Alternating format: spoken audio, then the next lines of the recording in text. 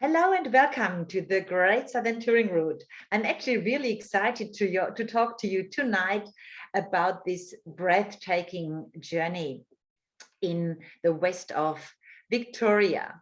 Let me introduce myself to you first. I'm Ina and I lived actually 18 years in Melbourne, and then I moved back to continental Europe to represent the Great Southern Touring Route here in these markets. Where do you start the touring route?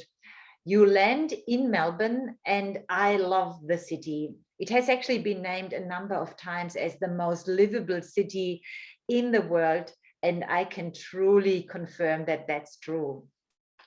What to do on the first day when you get to Victoria, to Melbourne, is rest and relax in one of the beautiful hotels in Melbourne.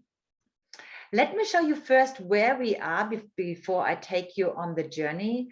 So the Great Southern Touring Route is in the west of Melbourne, and we suggest 4 to 6 days travel time. And as it says here with the Silo Art Trail, you have to add another 130 kilometers to it. I talk about the travel sections when I go through the presentations with you, but here's the bigger map, and you can see that the touring route leaves Melbourne, so you can travel via the Mornington Peninsula, take the ferry to the Bellarine Peninsula, and then you go along the coast all the way to Port Fairy, where you make the decision inland, mountains or coast. You can stay in Port Fairy or you can travel onwards to Adelaide. Inwards, you can't miss the incredible national park, the Grampians National Park.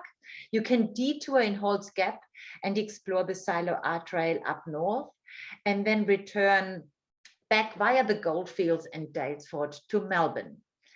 But all the experiences you encounter, I will talk to you more about it in this presentation. So on day 2, it is all about sea change after the incredible time clients have in Melbourne. So when you travel down to the Mornington Peninsula to cross the ferry to Queenscliff, it is very often that you actually encounter the cute seals or dolphins, and you can even swim with the dolphins, which is fascinating. I really enjoyed it when I did it the last time I was in Victoria. On the Bellarine Peninsula, the wooden painted bollards greet you everywhere, and these are the 4 cats bollards from the Geelong footy team that stand in Geelong and welcome the visitors there. Well, this is the Great Ocean Road on day 3. So now you are looking at 243 kilometers of ocean views ahead of you. And I often get asked, what would you recommend to a consumer? Is it a self-drive or is it a guided tour? I really recommend a mix of both. So you can travel with your rental car, and then in some of the cities you can take a guided tour, or you can leave the rental car in one of the spots along the Great Southern Touring Route and do a guided tour for the day. But aren't these beaches breathtaking? I get really homesick when I see the ocean here. And the coastline is fairly dramatic, and surfers are everywhere because it is also called the famous surf coast. And every year there's an annual contest in Torquay where international surfers come and surf the big waves there. Widely informative. This is an attraction, a new attraction near Apollo Bay, and it's a wonderful way to bring nature and wildlife to our international guests. And yes, the potoroos are one of the creatures that you can meet here besides quolls and koalas. A great place, which I really like, is Maid's Rest Rainforest Walk, and it's truly forever green. In the national park, you can travel down to the lighthouse, where you often encounter koalas along the way. And the lighthouse, again, is an amazing spot because here you have endless views over the Southern Ocean. And it's the most southern tip in Victoria. Camping under the sky, or camping in your camp, staying overnight in your camper. Both are amazing experiences, but if you want to take it more comfortable, then it's comfy and cozy at one of the listed accommodation here. Certainly you have a look at Anchors, at Port Campbell, at the living area, really nice views over the sand dunes, and it's simply a lovely place for a couple to indulge and relax. I prefer taking a walk along the Great Ocean Road, and this walk takes you right to the 12 Apostles. And some people think there are 12 apostles in the Southern Ocean, but actually there are only 8 of these amazing rock sculptures that you can see from the cliff faces and from all the platforms that are there. The Great Ocean Walk is a 400-kilometer extended walk. It actually starts in Marengo near Apollo Bay, and it ends right at the 12 Apostles. You can do self-guided or guided tours. Yes, and here you see a picture of the 12 Apostles. I have to say, I've been there so many times, and every time, again, it's as breathtaking as the time before. Now we visit the Tower Hill, which is actually a volcanic extinct crater.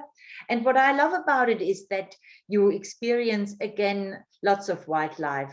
So there's emus in the park, koalas, kangaroos, and it's very interesting to go on a guided tour with one of the indigenous guys down there who explain you all about the food that indigenous people ate and their culture.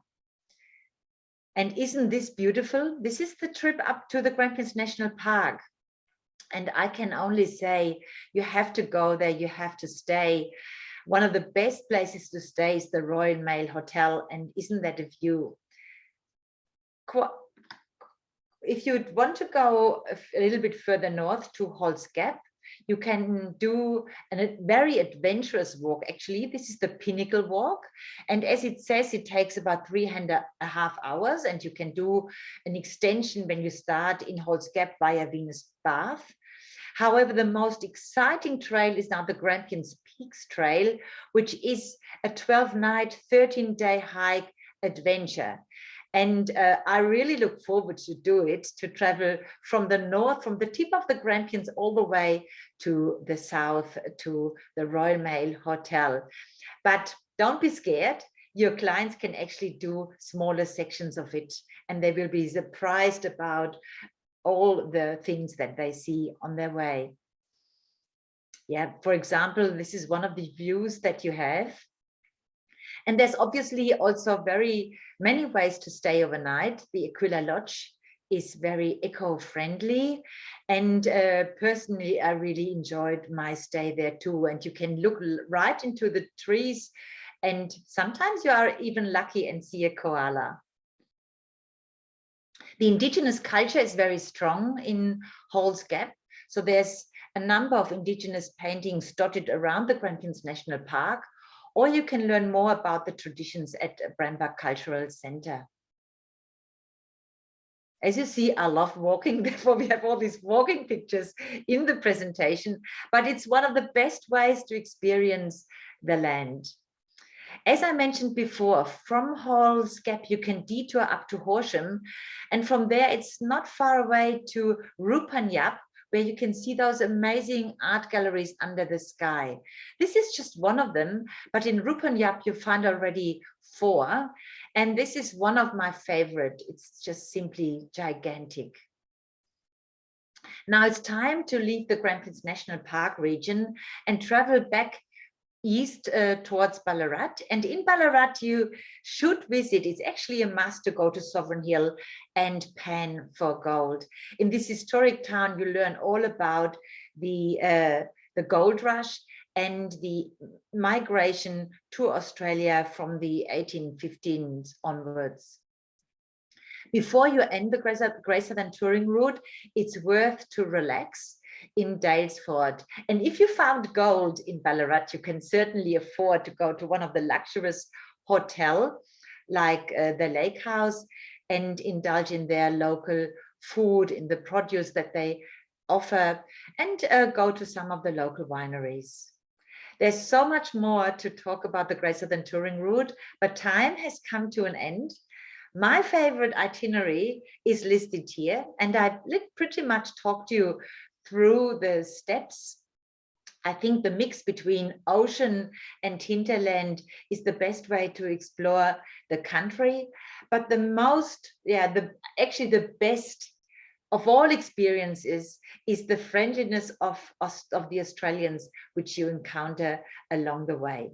So expect the unexpected at the Great Southern Touring Route. And for more information, go to our website, sample itineraries, download the trade manual, and here's the timer. Time is up. And you go to our YouTube channel to download the videos. And for further contacts, just send me your email. Thank you very much, and I hope to see you again soon.